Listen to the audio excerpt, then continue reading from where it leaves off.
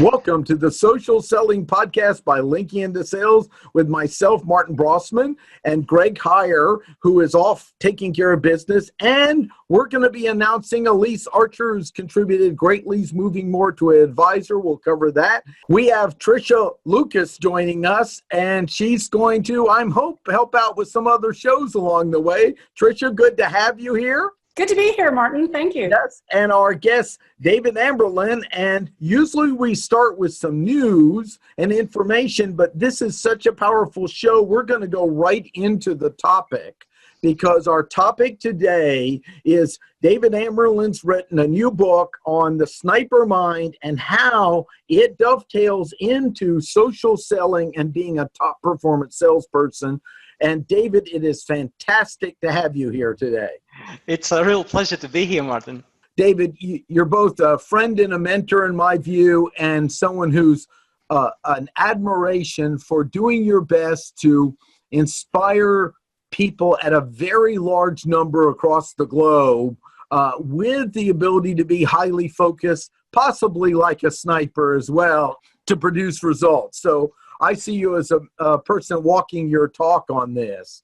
Well, thank you very much. What I have to say is for an introduction for David Amerland, he's an expert on many domains, and he was the one that led me to understand semantic search when Google made its major change. His book was my Bible. When people wanted me to teach the course, I put it up front, and I was able to build my training literally off his book.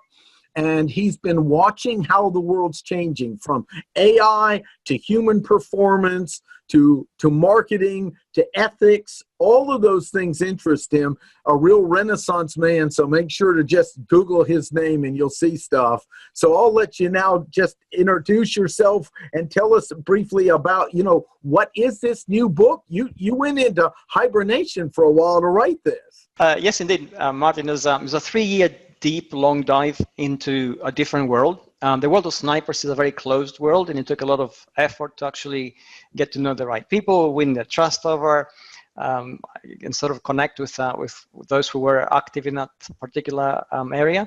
In the process, I interviewed over 100 snipers from different armed forces from the USA, the UK, Germany, and South Africa and France. And I got to know some of them really well. And in addition to that was the world of neuroscience, which is actually very complex in its own right. And I had to sort of speak to experts there, learn about things myself, look at a lot of research papers, and learn to ask the right questions. The thing that really grabbed me about this, the sniper world, is I've just started to dig into the book, and the multi-dimensions of keeping track of things reminds me of the new marketing world, where instead of 4 or 5 people, you might have 8 people you've got to manage and understand in a company, and 2/3 of them may not get along. It could have been a merged company that went in and was forced together, and now they're fierce enemies now having to be on the same team, and you're selling to them. Yes. And it's always changing. So there is, when I started listening to the book, I go, this does have an idea of you better stay focused, and you're dealing in a constantly dynamic, changing world every minute while you're selling in a B2B business-to-business sales world. Exactly. And it's interesting you should say that. And I'm going to bring in a couple of examples. We've been using military analogies for a very long time. We tell, business is like war, competitors have to be defeated. We're calling people the front line, the troops in the trenches. Yeah. And we use that language which we've borrowed from the army, but we know that business is not war. And we're only sort of borrowing those analogies. The reason we've been borrowing those analogies is because essentially anything which happens in our world, which has human interaction to it, is guided by the same dynamic. And fundamentally, that is the same across many different fields. So although it sounds a little bit far-fetched to say that, hey, what goes on in the battlefield, in a way, mirrors what goes on in business.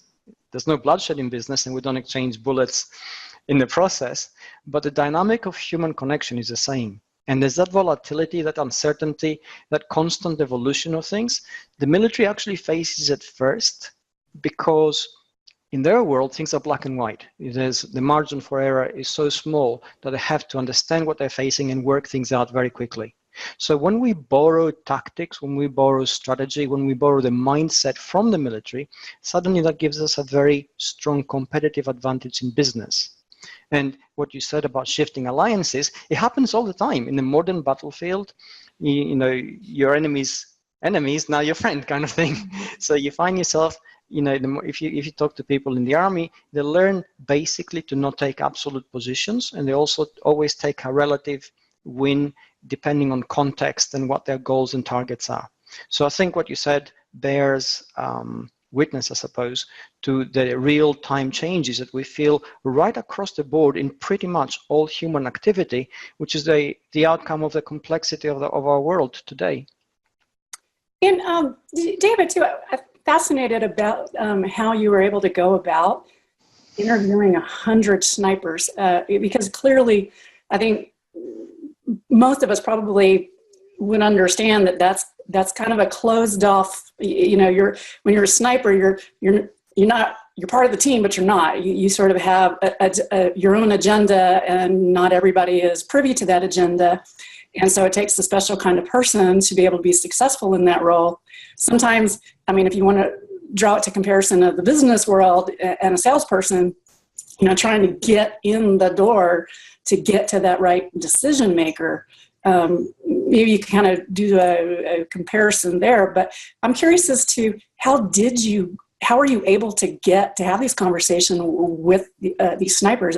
That's got to be a very, very, you know, challenging barrier to break.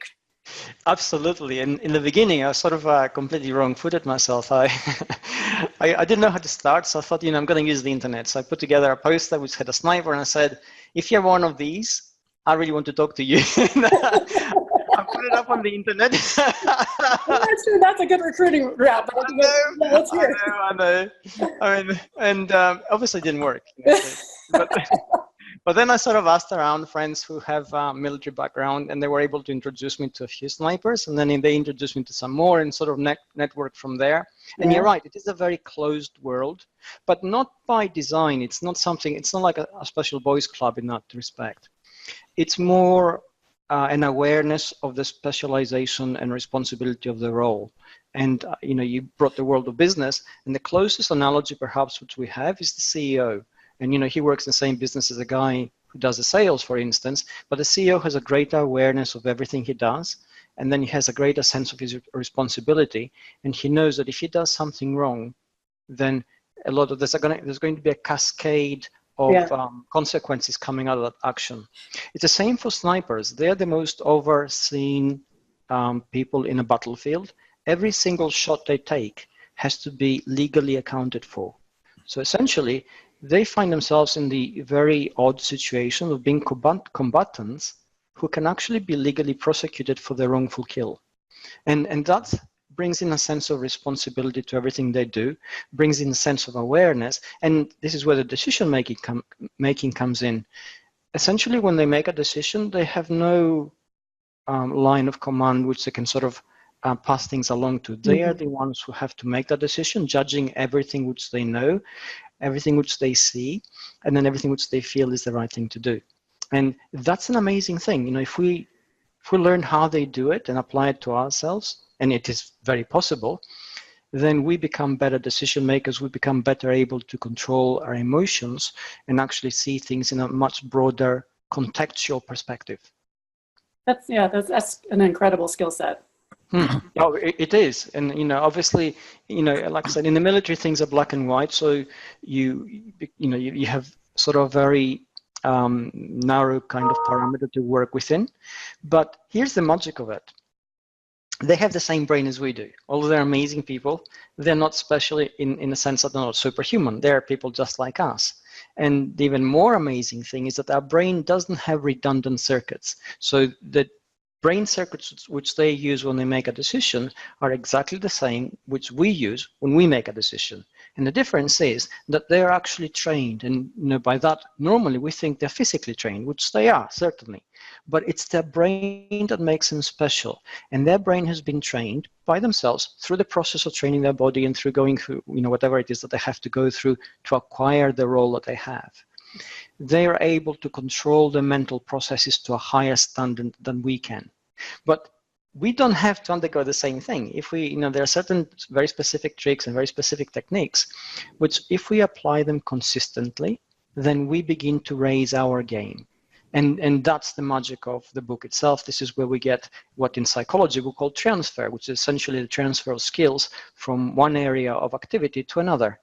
And when we actually learn how to apply these and we become very consistent with them, we are able to raise our own game to a much higher level.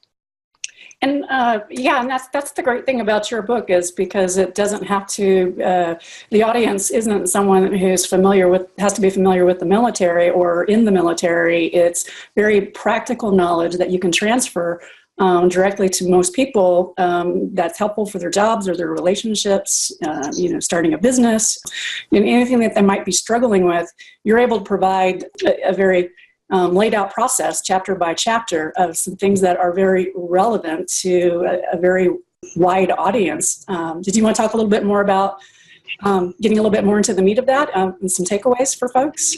Yes, certainly. I mean, essentially, when I put the book together, I sort of, after having done all the research and talked to all those people, I broke everything down into 12 steps, which is 12 chapters. And every chapter is a step and it sort of deals with something very specific. Some of them are about emotional control, and some of them are about awareness, and some of them are about practicality and how you deal with pressure and how you learn to make a critical decision when you're facing almost impossible odds. So essentially, the book itself, if you just pick it up and open one chapter and just read that one chapter, you can take something away. You can learn, for instance, how to control your emotions when you feel your emotions getting the best of you. But if you read it as a totality, and it becomes an entity, I suppose, which is like a process. And if you apply all those steps, then you become a much sort of more rounded human being in terms of the capacity that you have. And it's fascinating to say that, we have to learn to train our brains, because, you'll say, well, I have a brain and I use it every day. And that's true. All of us also have legs and we all use them every day. But we don't become sprinters or marathon runners without undergoing specific training. And that specific training isn't just physical. We have to learn during that training to actually overcome the mental barriers that we face. We have to learn how to deal with pain, how to deal with uncertainty, how to deal with the fear of failure, how to deal with competition, how to deal with the inner monologue in our heads, which constantly undermines us and says, oh, you can't run that fast, you can't run that long, you're going to be too tired, quit now while you're ahead, you're not good enough. So basically, these are things which are common to the human condition. And when we see people like snipers, and they're not the only ones, if we look at the elite athletes in baseball or basketball, they exhibit the very same qualities. So when we see people performing at that peak performance level, and they can do those things, well, you say, well, how did they get to be that way? And it's not genetics, it's actually training.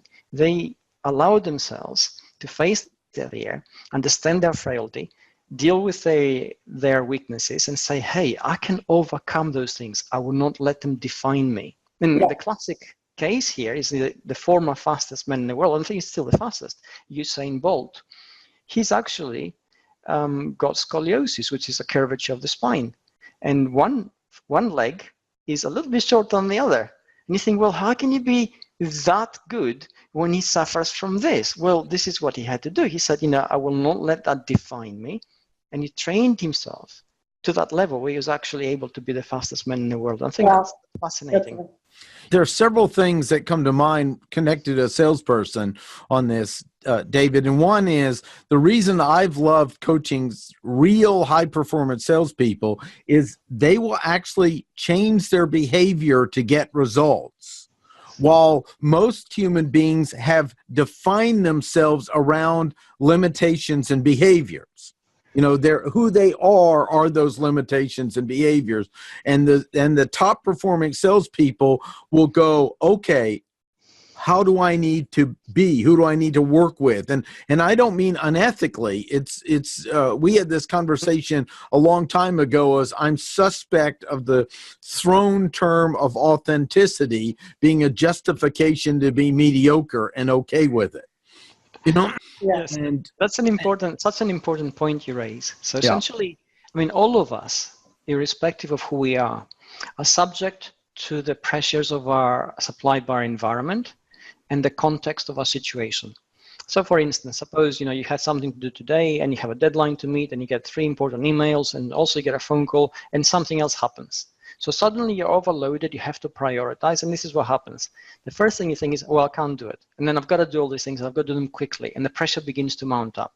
And as the pressure mounts up, cortisol levels go up in your body, your thinking begins to clamp down a little bit because the higher centers of your brain, which you need to work with now, begin to shut down. So your point of view begins to get narrower and narrower and narrower, and you're getting more and more stressed. And things are, the chances are that you're going to make a mistake somewhere, you're not going to perform very well, you're going to look back and say, well, if I had done this differently, this is what should have happened. I've never been there. Have you, Martin? I just went into a talk for a women's group and expected a projector and a slide, and then we're there. I went, I got to make up a new talk, and now there were no live bullets, but it was like there were some sharp women in the room. I did not want to go, hey, I have no idea what I'm doing here. My go on, and work with it. So, yeah.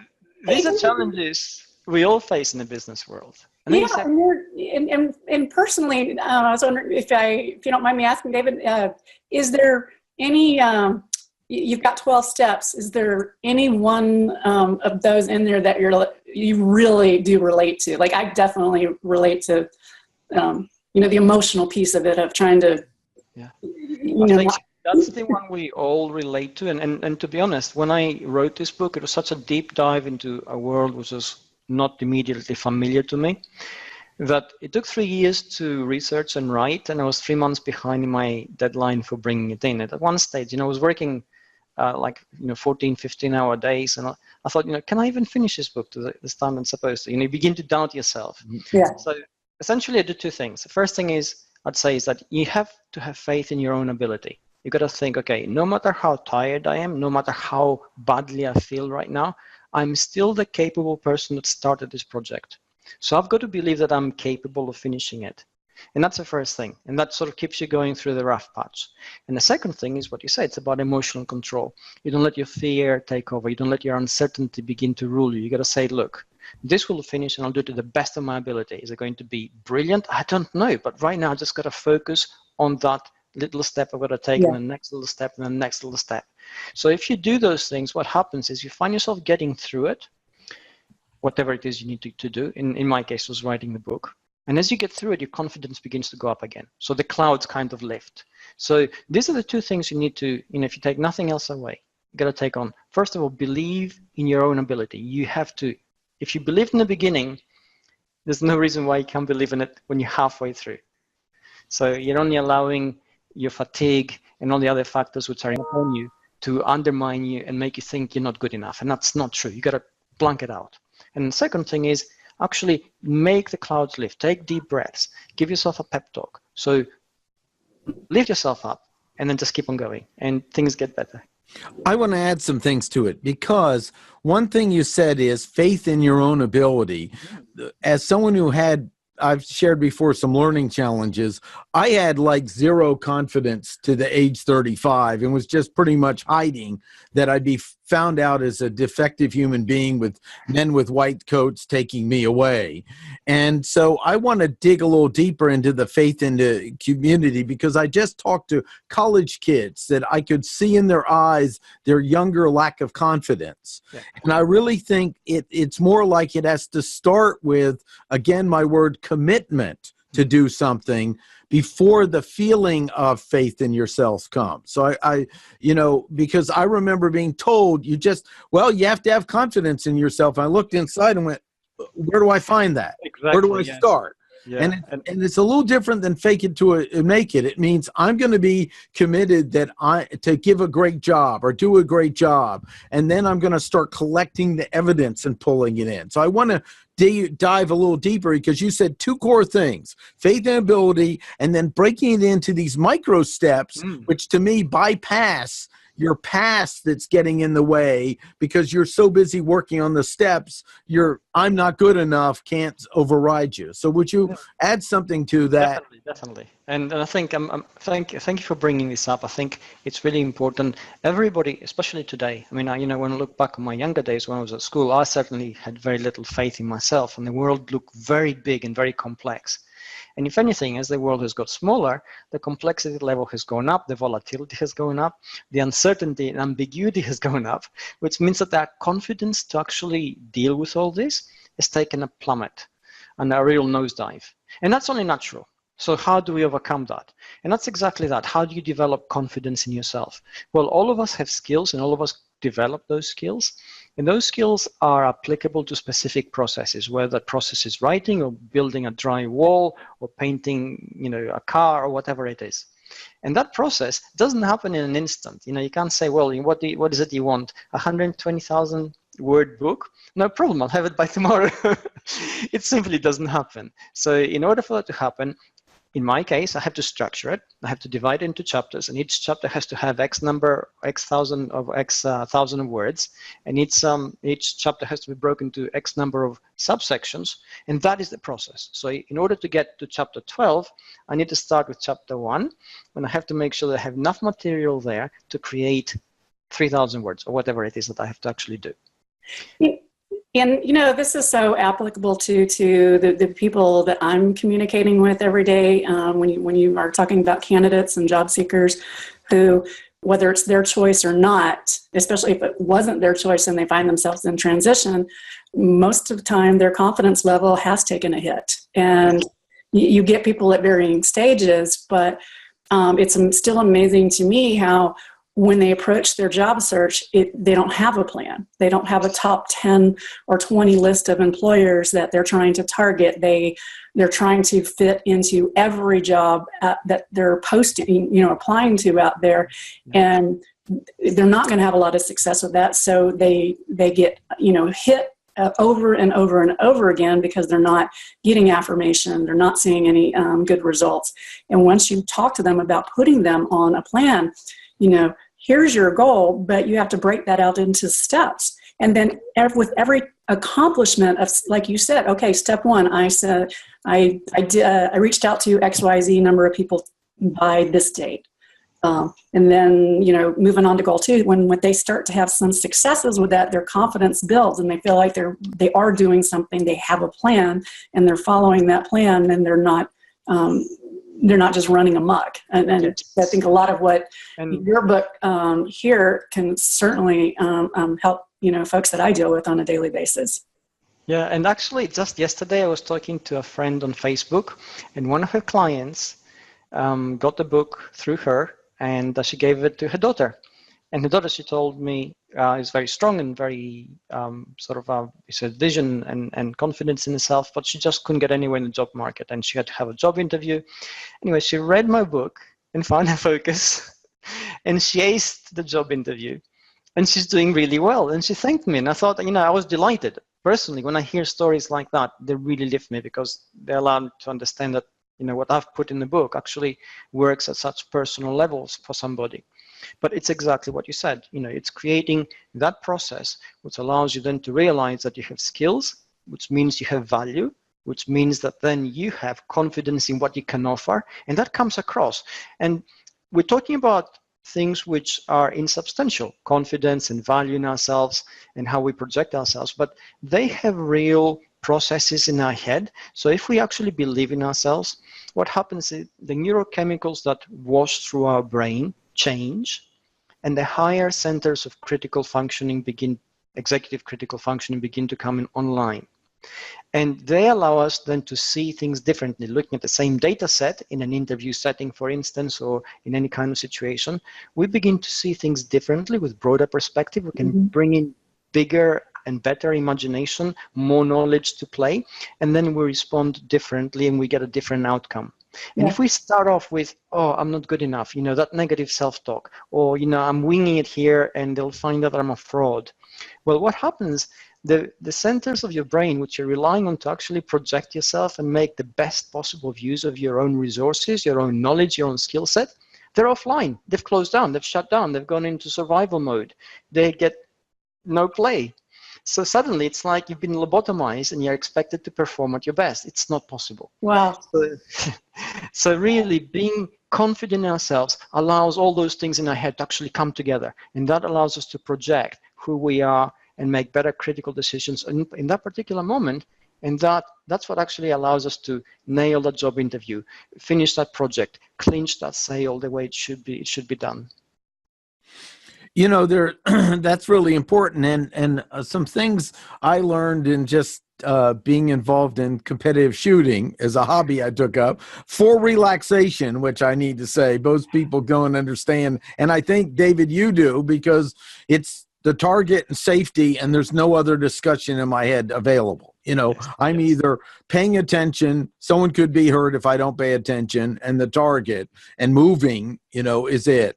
But when I got my instructor, John Zach, who's a Marine, he said, I'm going to show you how to shoot a rifle, you know, and shoot. And what he said is, no, we're just iron sights. So you're going to get it. And then I just remember him saying things like, now what I want you to do is notice the pause between the beats of your heart. And I'm going, I didn't even know you could hear that.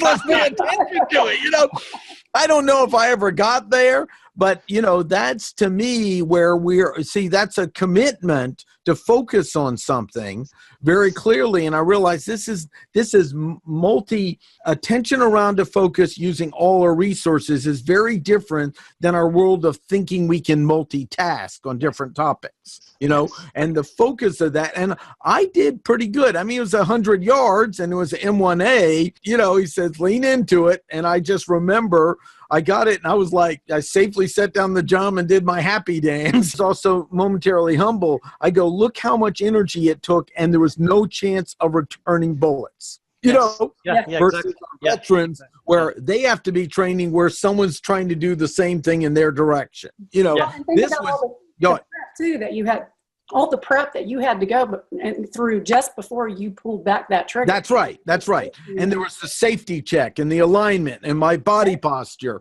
And you put the strap around your arm so it almost cuts off the blood flow or something, you know, and then leaning into it. And then he goes, you know, now exhale into it. Then the squeeze of the trigger and all those pieces, just something like that with nothing coming back at me. I think we live in a world where we think we can multitask.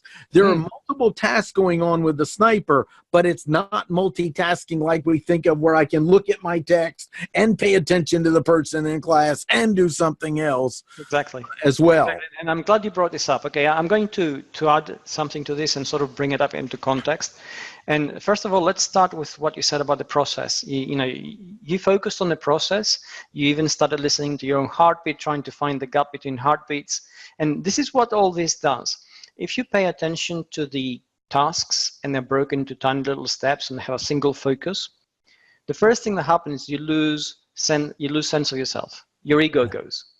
And the moment your ego goes, everything that goes with it, the thing that you feel people are judging if you fail, the thing that you might fail and what's going to happen if you fail, all those things, the inner monologue disappears. So suddenly with a dissolution of the ego, we have the brain coming into full effect to a single goal, which was for you to shoot a target. And how good did it feel? Because suddenly you achieved something and you felt that you were alive, you did something magical. And it was magical in the sense that the brain was able to bring in so many different resources to bear upon a complex task. And it felt, in retrospect, relatively easy. It's the same thing with any task that we actually manage to get the ego out of the way. And that's one of the most difficult things, especially in the world of business. And now here's the other thing which the brain does, and he said multitasking. We get a sense that we can multitask because, we do 2, 3, 4, 5, 6 things at once. And we get a sense that we're all in control of that, right? But the thing is, the brain is designed to create a narrative. It creates a narrative by taking disjointed pieces of our day, disjointed pieces of information, and threading them together to give us a sense of continuity. But the moment, in order for it to do that, every time we change task, there's something called an attentional blink. And depending on the complexity of the task itself, the blink is going to be longer or shorter. I mean, it's very easy for me to take my attention away from the screen, pick up a cup of coffee, take a sip. My focus goes to the sip and the coffee, but it's because I do it all day and every day, it's such a tiny little thing that, I can continue talking to you. But if at the same time that we do this, let's say the fire alarm in my house goes off, and it's a false alarm, I now have to ascertain that, turn it off. Okay, my attention now has gone away. Whatever we were talking about completely leaves my brain, even though I'm thinking, oh, I did this and I did that. I didn't. I get the sense that I did. Attention is not there.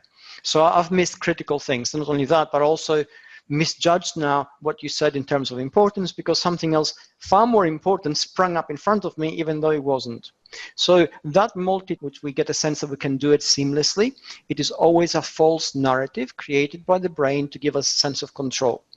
So really, we can't multitask.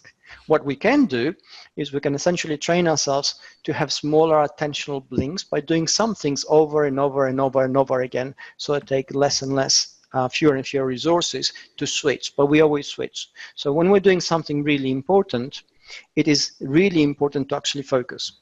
And to bring it back to your example, the military says, focus on a target. That's all you got to do. In a battle zone, they say, take the target down, then go to the next one. Because you cannot deal with all the enemy at once. You can't do it. Your brain overloads. Yeah. You're going to do nothing and become an ineffectual unit. So essentially, when you're in a battle scenario and you're a trained professional, you are taught to basically control your impulses, control the need to deal with everything at once, prioritize, go through the process, which you mentioned, of how you actually perform your task, go through the tiny little steps, focus on that, do it, go to the next step.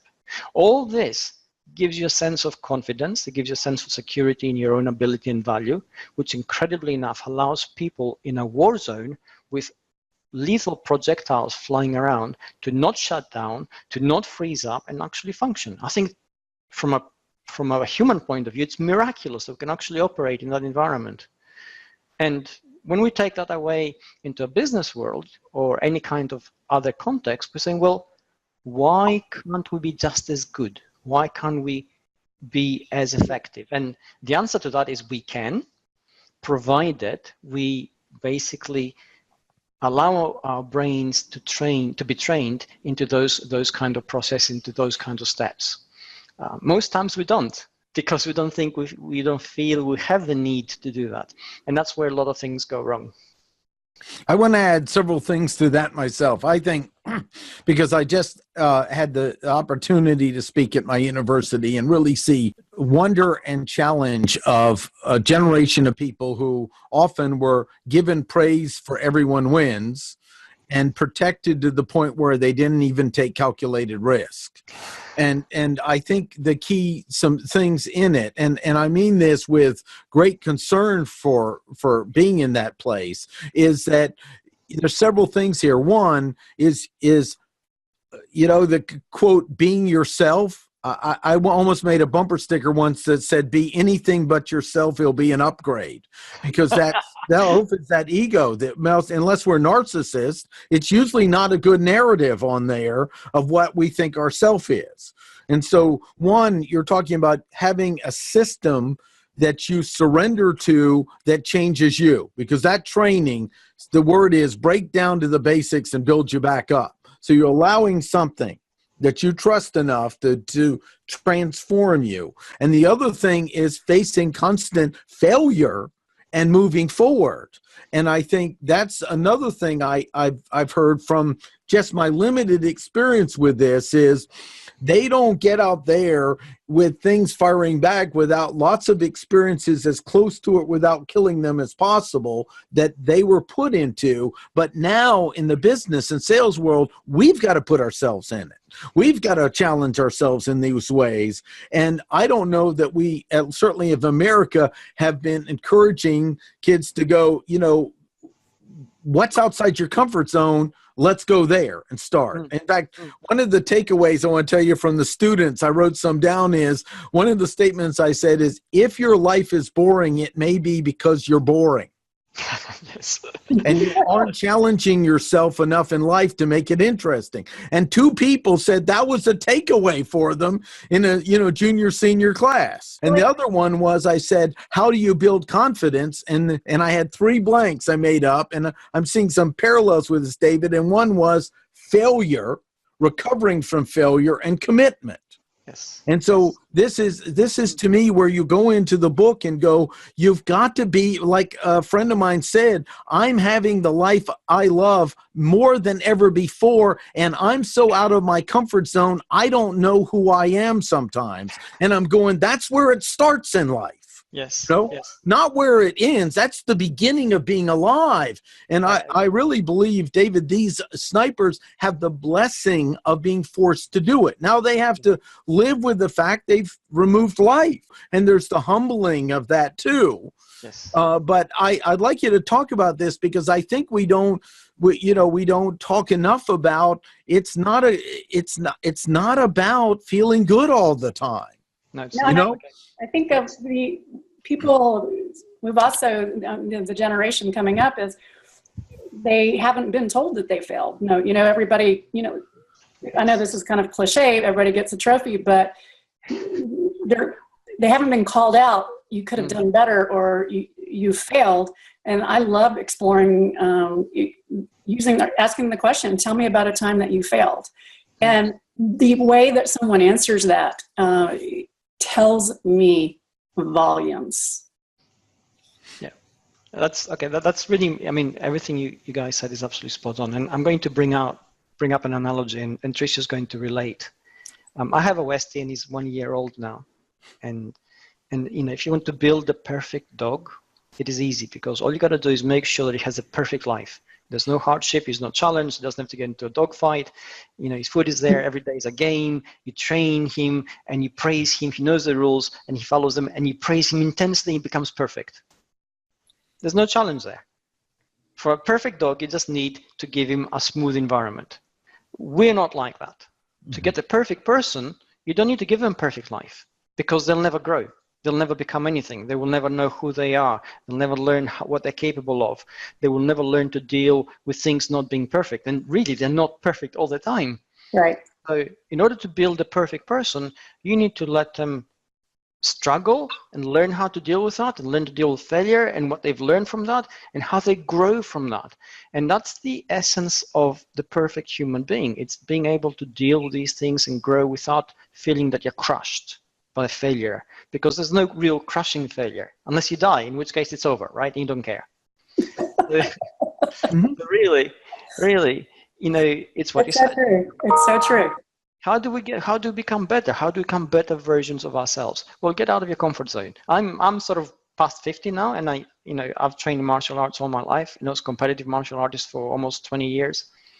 I find it really difficult to scale back, and I think, okay, where do the limits lie? I challenge myself every day, and it's really difficult. I don't have to. I'm not competing anymore. Mm-hmm. But if I don't do that, if I just fall into my comfort zone, I know what's going to happen. Well, I'm going to take it easy. If I take it easy, well, I'm going to think, I don't want to do difficult things in other areas either. I don't want to learn new things. I don't want to meet new people. I don't want to go into conferences. I don't want to give public speeches. I don't even want to do this, because somebody might say something which challenges me. Then I have to think really hard about it. And what if I get it wrong? And the fear crushes you, right? Right. Then I become a hermit. In the comfort of my own home, I say, I'm really good to myself. Yeah, right. And this is not how we actually become better. This is not how we contribute to the growth of others. It's not how we contribute to the knowledge of others. It's not how we learn from others to become better ourselves. We need the interaction. We need that social friction in the good sense of the word. We need that challenge which asks us constantly to define ourselves. And I know it sounds really tiring. You got to say, well, where does it end? Well, it doesn't. Life, our story, is a constantly evolving narrative in which we star. And in that narrative, evolution is a key word. Although essentially at deep core, we're the same person who started off with, year 1 and year 5. When you get to year, double figures, and it gets past certain numbers, you're constantly learning, you're constantly adding layers, you're constantly becoming more nuanced. If you don't, that's when, Martin, it's what you said. You're boring. life And becomes life is boring because you're boring. Yes. And It could be a new bumper sticker. Your life is boring. Maybe it's because you're boring. it's important here to mention perception, and this is one of the chapters in my book. And you say, well, I say the reality is what you make it. It sounds like, okay, you're ready to live in some sort of hallucinatory kind of universe, or you constantly sort of lie to yourself, but it's not. Everything which we see is a set of data, which we shall call facts, which can be the same for everybody once you actually look at them. But how we choose to interpret those facts, that goes through the filter of our perception. And perception is from memories and knowledge and attitude and mindset and how we basically synthesize all those things together. And the classic example here is the glass half full, half empty. So let's say we're out in the desert and we both have half a glass, exactly the same. Your glass holds the same as mine. Water or wine? That'd be amazing. Just up all the way. Either way, when you look at it, if you see it as half empty, this is your assessment of it. You think it's half empty, so immediately you think, I'm on a countdown here. I haven't got a lot of whatever liquid it holds. So then you begin to panic a little bit, and the centers of your brain, which you rely on for being resourceful and getting yourself out of the situation, are beginning to shut down, and you get into more and more panic, and eventually you just can't think. You lock down. Failure in that scenario is guaranteed. Yeah. Oh, Suppose you think, well, it's half full. I'm okay. So what happens? You're jaunty and off you go, especially if it's wine, you're sipping as you go along. And all these things which you know about survival in the desert come into play. Your imagination, your creativity, your innovation, and you're able to survive where everybody else has failed simply because you weren't willing to be cowed by it. That's so true. That's same thing. So true. The reality changed because of the perception. One group of people thought, oh, we're dying here, we can't do anything else, there's no one to save us, we're lost. Another group of people thought, hey, we still have some way to go, let's see what we can do to get out of this. There must be a solution. That mindset is exactly what actually allows us to do that. That's that's a great example. I'm going to use that. That's excellent. There was going back to my university, small universities, David, in America, it's a tough road for them because they don't get as big a grant and things like that. And so I was finding out there it's always a struggle financially. And I said, I'm excited to help because our question is, how do we make these things happen without money? It's not, we can't do it. It's how do we do it without X called money? That's right. Create new ways of making money. And one of the other takeaways and the tips for the students was the failure asked, can I do it? And the winner asked, what does it take? And then lets the grindstone define when he's tired of grinding. It's just the ROI is too great. Like even in the short exposure of the book, the sniper's going, what does it take to save he's saving his countrymen, out there. Yeah. Usually he's, from talking to people in the military, they have great respect for the sniper because they may be saving their life, bringing that outside unknown fire to give them a way to get to location and stuff. And I want to bring this to kind of the social selling because I see the connection, but I want to make sure that the viewers they're now in a world with multi-dimensions in the marketing place. They can get data online as well. Their customers doing more research than ever before. So they've got to start collaborating and on the fly be building relationships on the web and off the web with added value before the customer really has made that final decision, and then deciding who are the bridge builders they need to now put more energy into. And I see the connection now with the snipers, but I want to make sure we hear it from you, David, for those, because one of our focus is this idea of social selling, which is a multi-dimensional phenomenon of being on the buyer's journey now earlier than ever before. Exactly. Okay. And there are two elements to this, and I'm glad you brought this up because it's a very complex subject. Now, the first one is this sort of multidimensional jigsaw puzzle we see and how we bring it together to make it happen so that the outcomes we get are the ones we expect to get. And in this, you need to have planning, you need to have methodology, you need to have a process, you need to have discipline to follow it, and you also need to have the creativity and the innovative mindset every time to be able to overcome difficulties as they arise, which they will do, and challenges as they crop up, which again they will do, and actually deal with them. So that's one set of the equation. And certainly within that, people who haven't got the discipline, the training, the mindset which allows them to deal with difficult days and difficult moments, and a goal in sight which is always more than just to get through the day, they will not get through it. And this is a classic example. So really, when it comes to social selling, we've got to remember that it's not just another job, and no job these days is just another job. And we need to be able to know who we are, what we do, and why we do it. These are the core values which actually drive us on when things become difficult. And certainly, again, from my research, everything which came across from snipers is that they have really carefully worked out idea of who they are, what they're capable of, what they do, and why they do it. So there are no ambiguities there. Now, the second thing is that essentially, they operate in a very uncertain world where they, and this comes also to the world of business, that we have to be able to visualize more than just what we want. That's only half the equation. In order to get an outcome, yeah, sure enough, what do we need? We need to make a sale. We need $500,000 in resources. We need the attention of the CEO so that he greenlights our project. We need our audience to come and buy whatever it is we're selling because we ask them to. This is what we want. But that's not good enough. We have to actually be able to exhibit real empathy for what they want. And if that happens, then essentially our own behavior changes, because in that empathy, there's a connection which takes us outside ourselves. Our ego begins to go, and we begin to see a much bigger picture. Now, funnily enough, we're talking about snipers in a battle zone exhibiting empathy, and have real empathy of the people they're actually dealing with, and this is the enemy. Why? Because they understand who the enemy is, and that allows them to make critical decisions under pressure and at the right kind of decisions, because they're going to be accountable for them. And we're talking here about decisions which will lead to the life or death of an enemy combatant. It has to be a lawful decision from a legal point of view. And if it isn't, if there's no real empathy, this is what the sniper will say. I'm here, this is my side, all that is the enemy. Mm-hmm. I'm just going to take them all out because they can.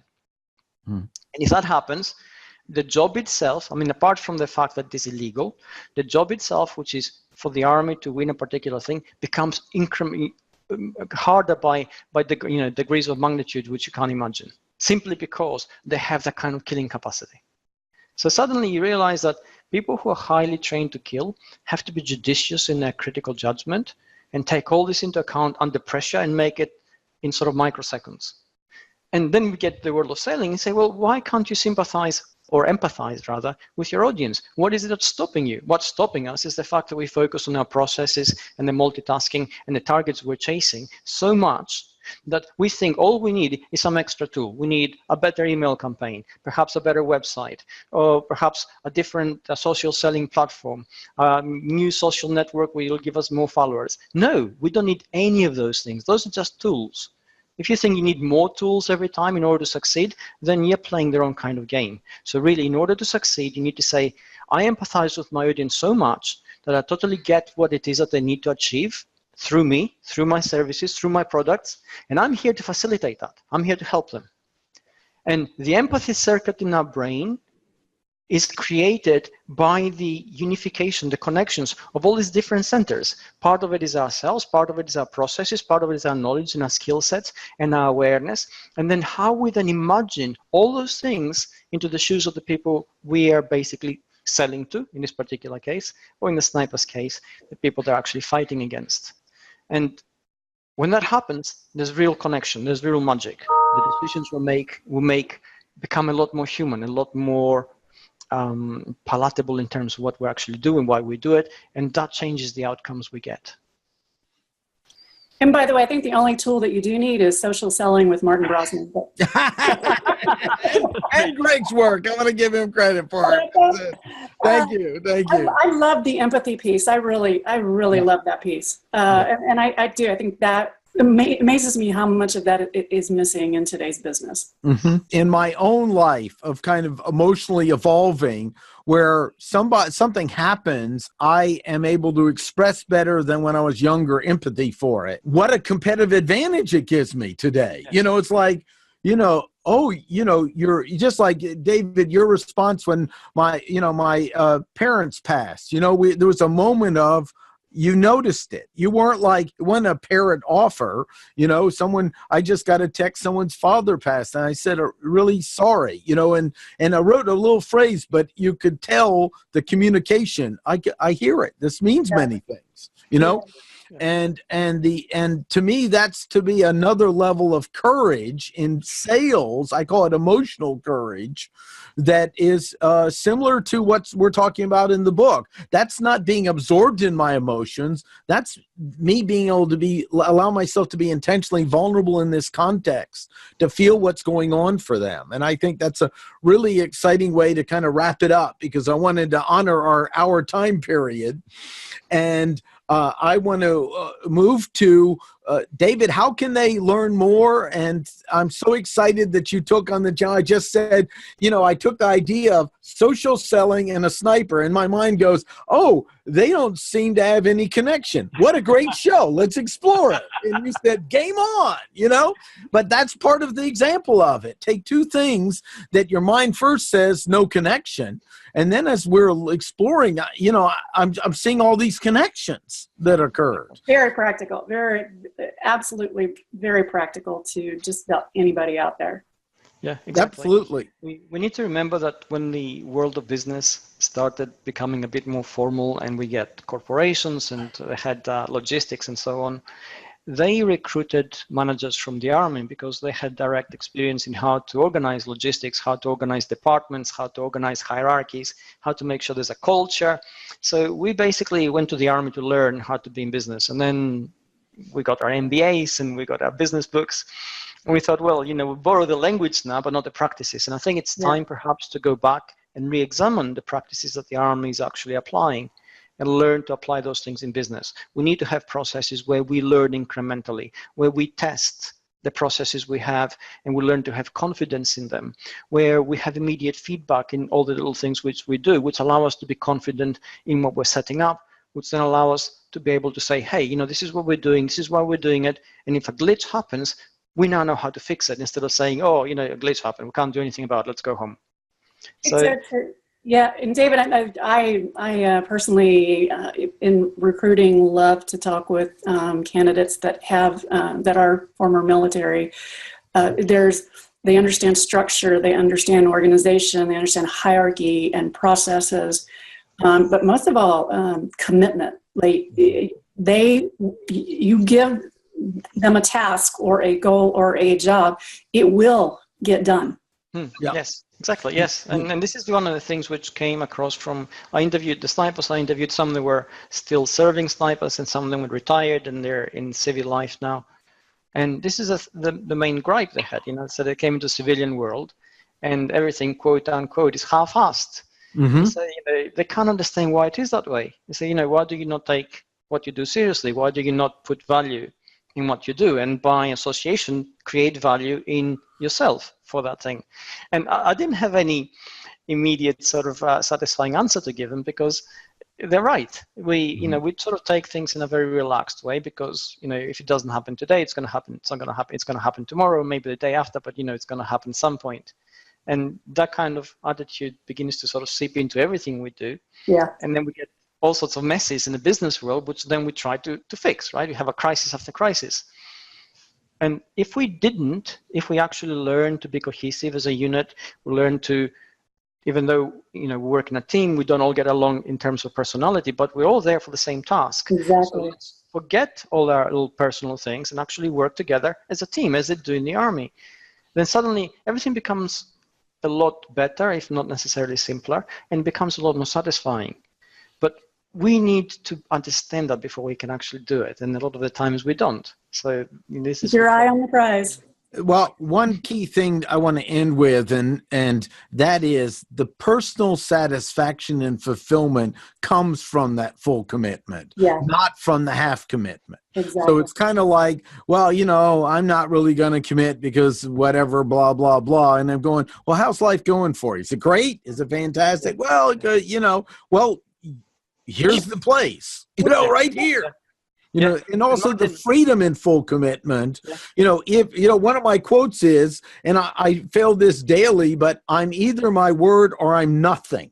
And that's to me a motto I do my best to live out, and I fail constantly at it. Yes. But it's like in business, I go, we promise the customer X. If we don't do it, we're nothing.